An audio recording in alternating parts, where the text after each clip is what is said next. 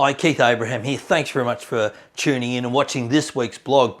I was recently listening to a podcast by Tim Ferriss with an author called Greg McKeown, who's written a book called Essentialism and another new book called Effortless. Good titles for books, by the way. And they talked about this concept of doing less but better. And in actual fact, it comes from a book written by a guy called Dieter Rams, who's this masterful product designer, and there's been books written about him, and he was the quintessential person for designing products many years ago.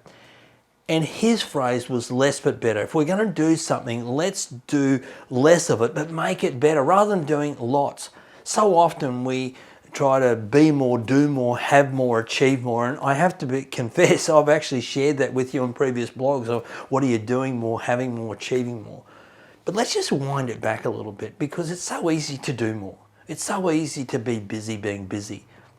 But I want to ask you this one question. Is there something in your life that you could do less of, but would make it better? Is there something in your life that you could do less of that would make your life better? You see, I want you to start to think about what it is that is important to you, that matters to you, that's meaningful for you and to the people who mean the world to you. But what is it that is just so critical for you to work on? And look at something in your life and go, right, what can I do less of but make it better? Hey, thanks very much for tuning in. As always, if you've got a question for me, send me an email, keith@keithabraham.com.au, and I look forward to seeing you next week. Bye now.